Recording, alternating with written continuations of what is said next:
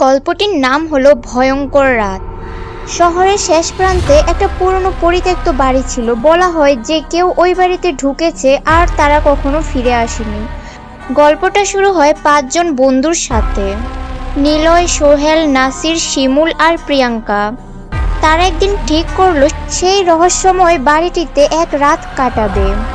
সন্ধ্যা নামতেই তারা বাড়ির দিকে রওনা হলো। বাড়িটি ছিল অন্ধকার, ধুলো, মলিন আর দরজার কপাটগুলো সব ছেঁড়া। বাড়ির ভেতর ঢুকতেই তাদের গায়ে শীতল অনুভূতি হলো। শিমুল বলল, এই বাড়ির ভেতর কিছু একটা আছে, আমি নিশ্চিত। কিন্তু বাকিরা তার কথা উড়িয়ে দিল। প্রথম অস্বাভাবিক ঘটনাটা ঘটলো তখন নাসিরের মোবাইলে হঠাৎ একটা ভিডিও চলে আসে। সেখানে দেখা গেল তাদের 5জনই এক অন্ধকার ঘরের ভেতর আটকা পড়েছে, আর ঘরের কোণে একটা ছায়া মূর্তি দাঁড়িয়ে আছে। নাসির দ্রুত ভিডিওটা অফ করে ফেললো, কিন্তু তখনই তারা শুনলো সেই ছায়া মূর্তি যেন বাড়ির ভেতরেই হাঁটছে। শিমুল হঠাৎ নিখোঁজ হয়ে গেল।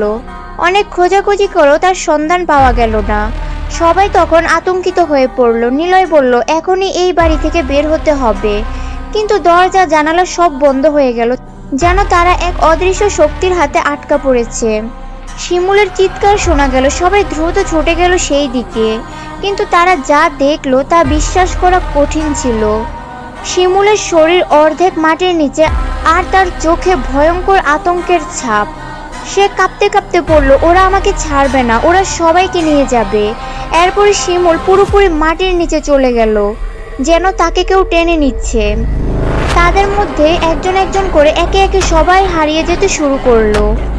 প্রিয়াঙ্কা একটি আয়নার সামনে দাঁড়িয়েছিল। হঠাৎ আয়নায় একটি ভয়ানক মুখ দেখা গেল, যা প্রিয়াঙ্কার নিজের মুখ নয়। আয়না ভেঙে গিয়ে প্রিয়াঙ্কা ধ্বংস হয়ে গেল। সোহেল ভয়ানক হাসি শোনার পর কোথাও চলে গেল। শেষে শুধু নিলয় বেঁচে ছিল। সে বুঝতে পারলো এই বাড়ির অশুভ আত্মাগুলো তাদের সঙ্গে খেলছে।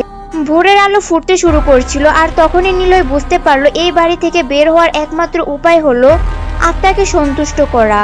কিন্তু আত্মা সন্তুষ্ট হওয়ার জন্য একটি বলি চাই। নিলয় নিজের জীবনকে উৎসর্গ করলো, আর সেই সাথে বাড়ির অভিশাপ থেকে মুক্তি পেল। সকালে মানুষজন বাড়ির সামনে এসে দেখলো বাড়ির দরজা হালকা খোলা, কিন্তু ভেতরে কেউ নেই। কেউ কেউ বলে নিলয়ের আত্মা এখনো সেই বাড়িতে ঘুরে বেড়ায় আর অপেক্ষা করে নতুন শিকারদের জন্য।